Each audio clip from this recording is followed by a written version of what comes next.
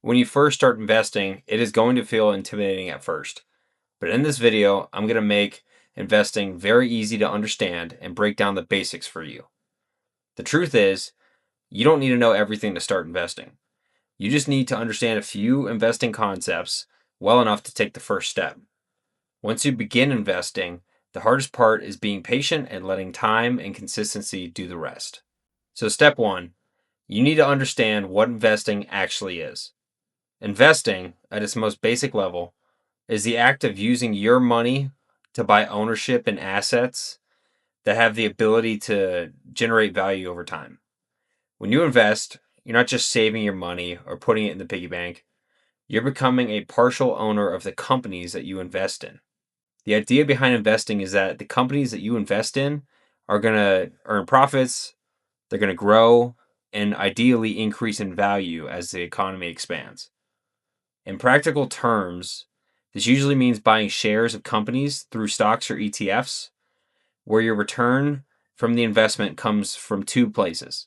Your investment share price can either increase in value over time, aka that means the stock price is going to go up, or you can have income from your investment, can come from dividends or distributions from the companies that you invest in, and they'll pay you as a stock owner.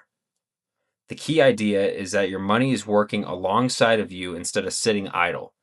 And your money is going to compound over time as the businesses that you're investing in continue to grow. This is fundamentally different from trading or speculating or gambling, which focuses on short-term price movements and trying to predict what the market's going to do next. Investing is a long-term mindset by design. Investing is measured in years and decades, and its primary advantage comes from patient investors. Step 2. Before you invest any money, it's important to understand what, quote unquote, being ready actually means. Because investing works best when your finances are stable enough to let your money stay invested for a long period of time. And what do I mean by that? I mean, being ready to invest generally means two things. First, you gotta have a small emergency fund set aside first in cash, which is usually enough to cover a few months of basic expenses like rent, food, or utilities. Your emergency fund should not be invested because its job is to protect you from having to sell your investments once you start investing if something unexpected happens in life.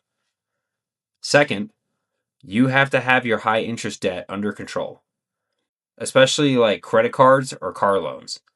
High interest debt is going to grow way faster than most investments do, so paying that down is often the better financial move before putting any money into the market. And what I mean by high interest debt is typically anything over 7%. Now, in my situation, I'll use this for an example. I have student loan debt that's sitting at 4%, so I wouldn't consider that high interest debt, and right now I'm prioritizing investing over paying that off. So, step 3, an investing account is what holds your investments, and different accounts have different rules and tax advantages.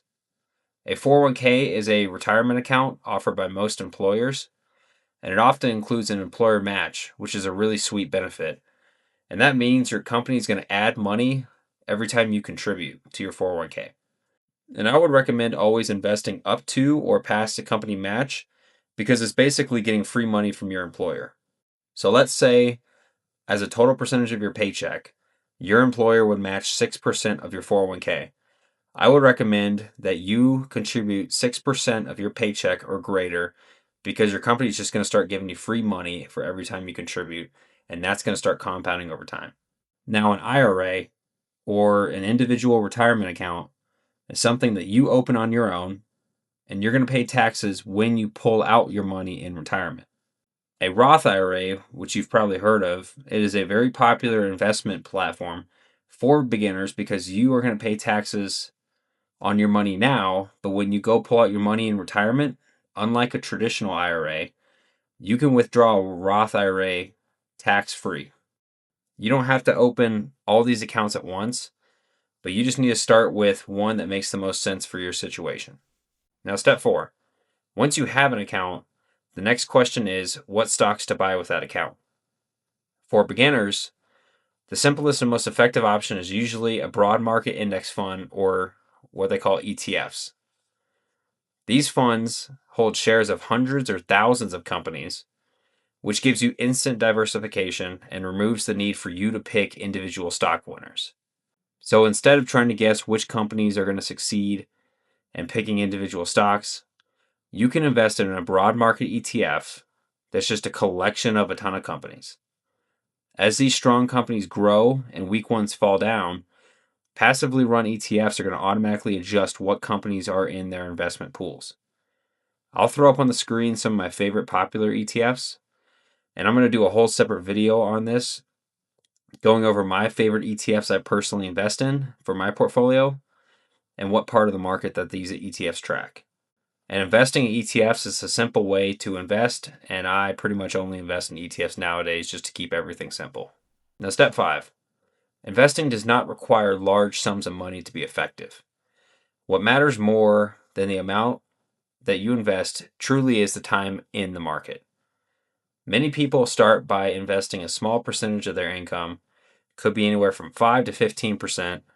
What matters most is just building the habit of investing regularly and invest early, because the time in the market is going to be such a critical factor here. You need to work on setting up automatic contributions for investing so you can remove the emotion that comes with investing. If the markets are up and down, you just need to invest. Doesn't matter what's happening, if you automate it, it will take the emotions out of that. And over time, small, regular investments are going to add up with compounding interest. Now, with that being said, as your income increases, I would also recommend you invest more, because it does take money to make money. And if you do the combination of both investing a good percentage of your take-home pay and investing earlier in your life, you're going to be so set.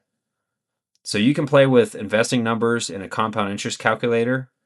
I would recommend doing so, and I'll throw some examples on the screen here. And step 6. After you begin investing, it's normal to experience underwhelming feelings at first.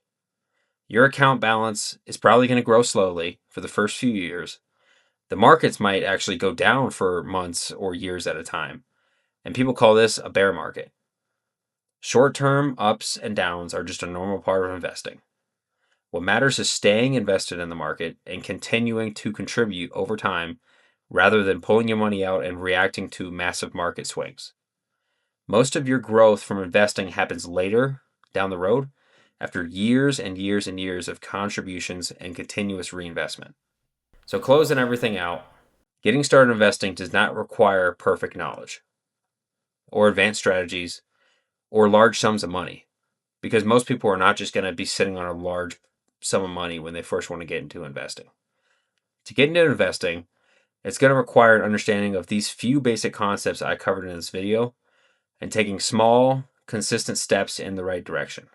If you can focus on building a solid investment foundation, choosing simple investments, such as the ETFs I put up on the screen earlier, and giving your money time to grow, you are doing exactly what you need to be doing. And that's going to wrap up this video. I just wanted to make this video short and sweet and just talk about the basics on how you get started in investing. So if you're new to this channel and you're new to your investing journey and you want to hear more about personal finance, I would recommend going and checking out my 2 other previous videos, those being the Ultimate Financial Guide for Your 20s and How to Be Financially Free. Both of these videos emphasize the importance of investing early, investing often, and let time in the market beat timing the market. Compound interest is going to be your best friend when you're investing. Hit that like button and subscribe. Go ahead and leave a comment down below if you have any other personal finance topics you'd like me to cover in any of my future videos. I'll be posting 2 of these videos a week with Call of Duty gameplays in the background, and I'll see you guys in the next one.